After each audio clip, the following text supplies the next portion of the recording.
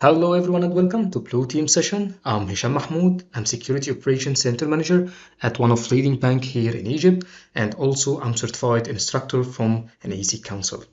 Also, I hold some certificate in cybersecurity like CHFI, Forensic Investigator from AC Council, Incident Handler from AC Council, CSA as a SOC Analyst, CSA as AC Council Certified Security Analyst, CH, and many other certificates from different vendor.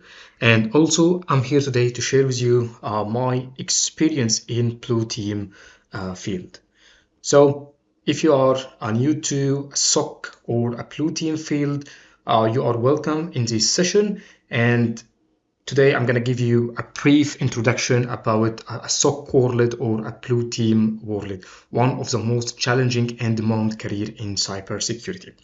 So we have many tracks in cybersecurity. We have a blue team tracks and we have a blue team tracks, and we're gonna discuss the difference between blue team tracks and red team tracks later in this session. But briefly, red team track is rely on offense here. So we have a penetration tester, the guy who tests security control and check if the security control really can rely on. Okay, and blue team, we have the people who actually defend the organization from cyber attacks. Okay, so I hope all of you enjoy this journey, and let's start with our today agenda.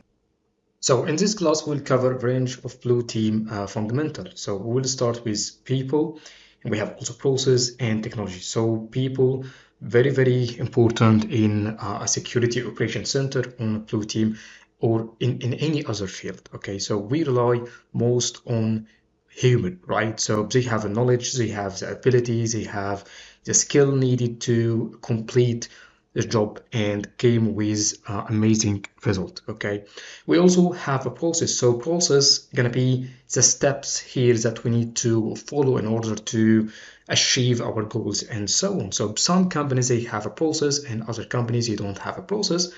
And also technology. So some people or some company have their own technology and so on, but the most important aspect here gonna be people. So if we don't have a technology, or if we are not a box mover, for example, so we rely heavily on people. So people can use any technology and they can came with a great process. Okay, so we must develop people here and also develop process and develop technology. Okay, why blue team or cybersecurity field instead of other field? So in cybersecurity in general, we have a worker shortage. Okay, so we have 2.72 million worker shortage. So we still ask for people to join cybersecurity community. Most of people nowadays, recruit cybersecurity engineer, SOC analyst, penetration tester, GRC analyst, and many other titles in cybersecurity field. Okay, so yeah, we have a high percentage of shortage here that we need to provide. Okay, and yeah, there is a shortage because it's a new field. Okay, so cybersecurity, it's a new field. Okay, after 2008, when NATO, okay, said we have now 5 domains of war. Okay, so we have land warfare, we have sea, we have air, we have space, and now we have a cybersecurity.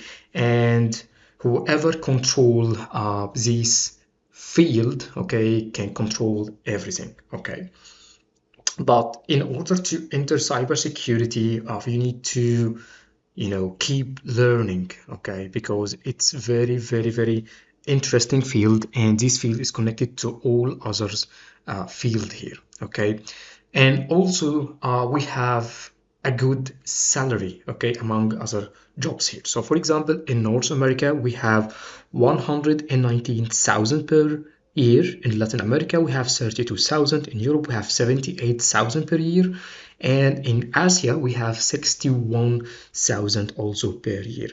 And your salary, okay, could increase according to if you hold a certificate in cybersecurity. So if you are a certified a SOC analyst, for example, and we have another guy who's self-study this pass here, okay, we're gonna have a different in salary because yeah, certificate give you weight in market, okay, because most of other companies they can market okay their activity or market their service with people. So I can said, for example, hey, my team is certified CISSP, for example, and also my team certified incident handler or forensic investigator, which give me more credibility and give people okay more trust in my team, for example. Okay, and if you have a master degree or a PhD, it also increase your salary. So yeah, I know people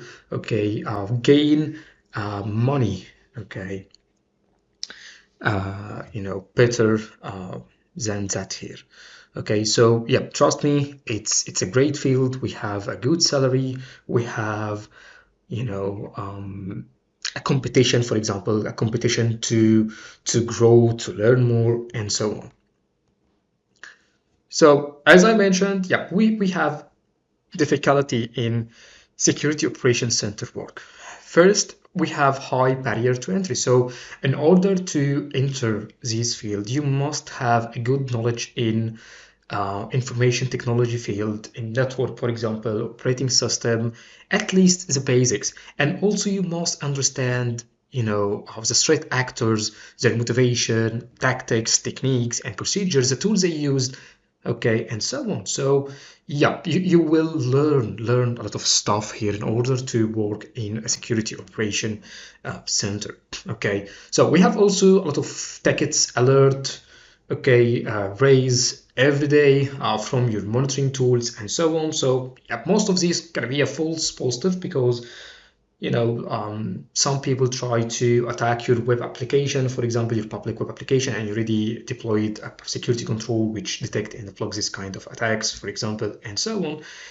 And also, if you work in a big company, okay, so also the attacker can attack your organization or company. For example, I'm working in a bank, so most of people interesting to hack a bank to steal the money from and so on. So you're gonna face a lot of attacks every day. Okay, so some people follow a tier destruction, and other people follow a tier list.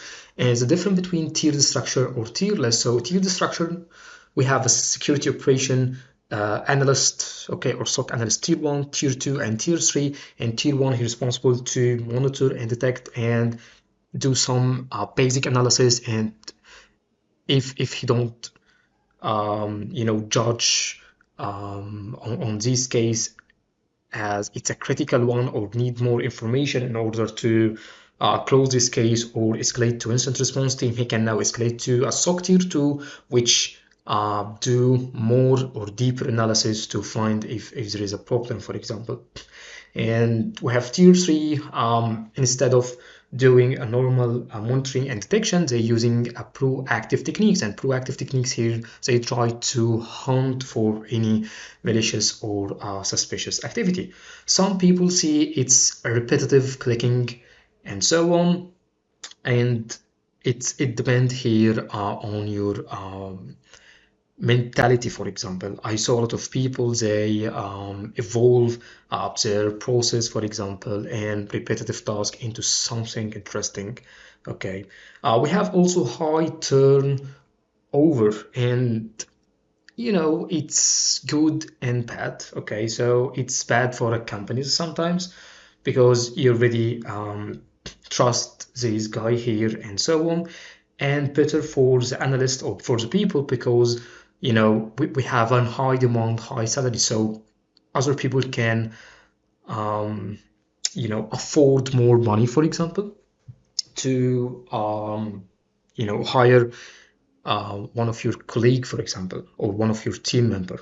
So yeah, it's very, very important. So yep, later we will discuss how to fix this issue.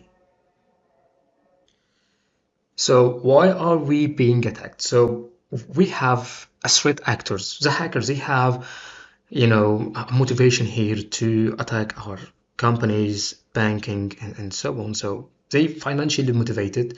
Okay, so they are after something value here. Okay, so they can steal money, for example. They can steal our data, and later they can sell our data on a black market, for example, to gain more money.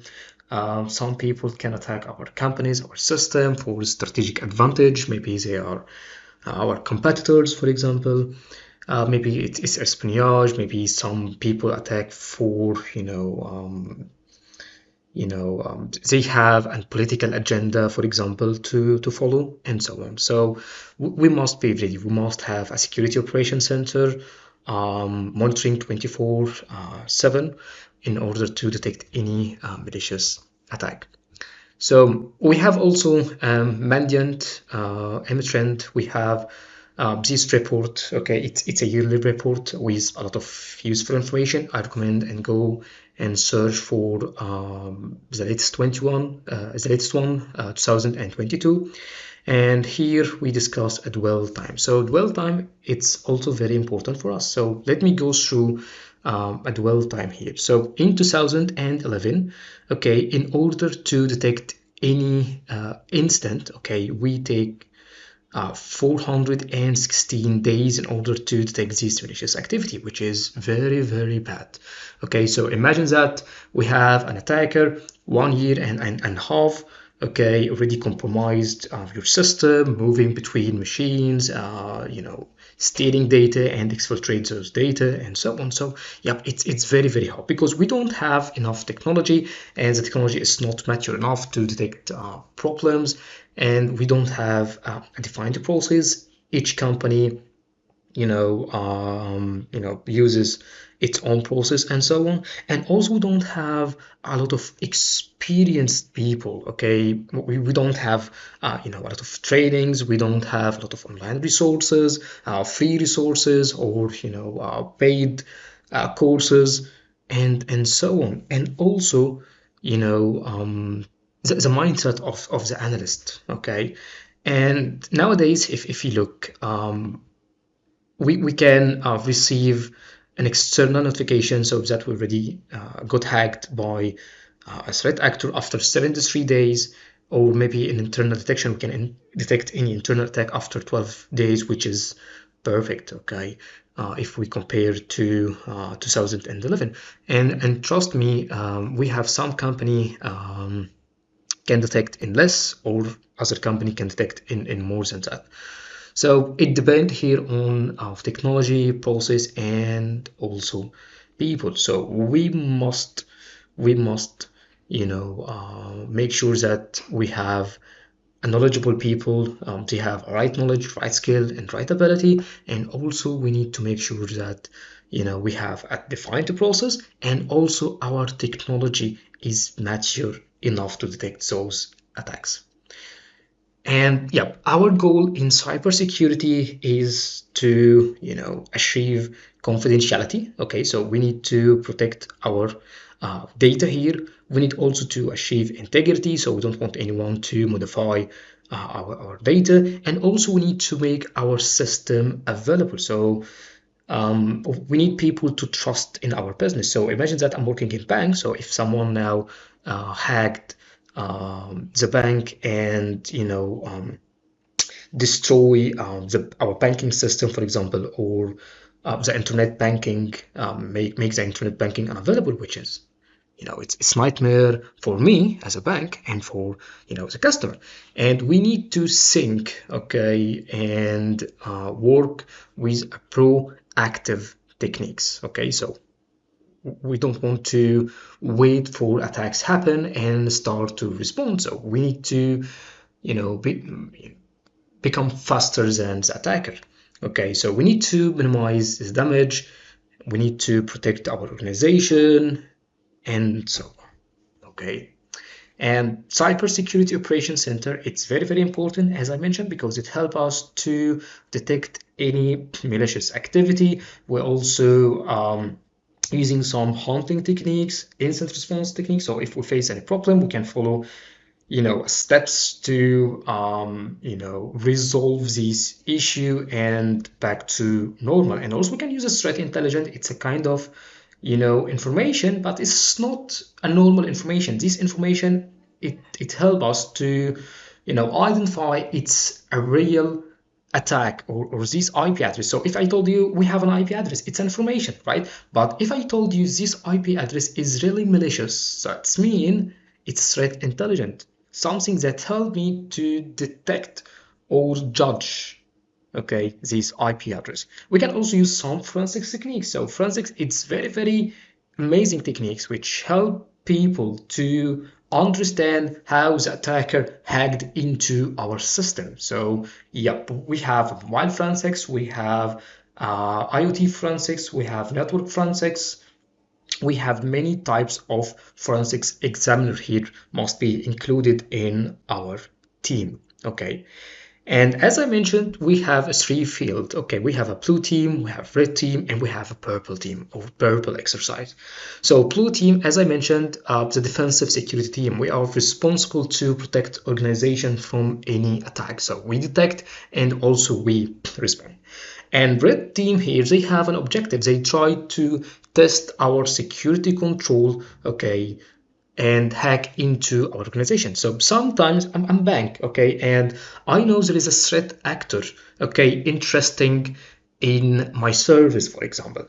For example, I know maybe there is a threat actor called QWE, for example. It's a threat actor, and he aimed to attack my bank, and I saw his activity before attacking other bank. So I can simulate this activity here based on the tactics and techniques and procedure, okay, the steps and technology and tools used by a QWE team here to hack into my bank. And also I can merge blue team and red team together, okay, try to simulate attack with a red team and also try to make my blue team detect those attack, and here we call it a purple team exercise. So I'm simulating a QWE tactics, techniques, and procedure, how they hacked into the other bank, and I'm gonna try to help my blue team to understand those techniques here. And this kind of red team activity is called red team with a threat intelligent here. So I'm use information, and this information is valuable for me to protect and train my blue team, and it's called a purple team exercise. So we know compromise will happen, so adversary get past the perimeter but is detected and failed to complete mission. So that's the first outcome that we receive from a security operation team. So yeah, sometimes attacker can pass the security control, and yeah, we can detect his techniques. And also we have a second outcome, adversary is not detected, runs free, cause a huge impact, and we don't want to face these problems. So yep, we keep training our team, we keep conducting purple team exercises, penetration testing, and so on, until our team become familiar with most of the techniques and we're able to minimize damage to an acceptable level. So also as a second truth, your company does not solely exist to be secure. So yeah, we must train people and we must hire people to protect our organization. So our team must be familiar with techniques and tools used by an attacker, and we must help our organization to stay secure. So again, the mission here, as I mentioned, our first goal is to reduce effect of compromise to minimum possible, and we can achieve the goal here by staying up to date to current news, attacks, and technique. We can go and use threat intelligence for an advantage of an attacker. We can monitoring daily, triaging here, give the alert a priority. So I need to work on this critical one because yeah, I saw it's very, very important to me, and it's a high impact. I need to react quickly, I need to remediate and recover from the attack very fast, and also incorporating lessons or learn from others. So we don't have enough time to experience all the attacks. Okay, so we must learn from other people attacks. Okay, so that's the blue team mission here. We also need to build a modern mindset. So yep, we have presumption of compromise. We must follow detection-oriented defense, proactive detection using enhanced teams. Okay, we need also to focus on something like post-exploitation, response-driven, and risk-informed strategy.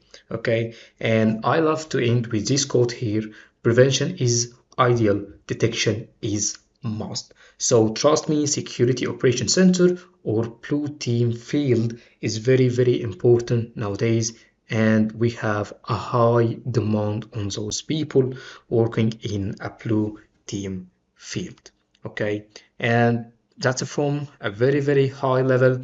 So we, as a Security Operation Center, we receive an alert from the environment. So we receive a lot of event from all the devices, and we map those event with a threat intelligence in order to spot the attack. And the output here, we try to minimize and remediate an incident. Okay, so that's our process from a high level perspective.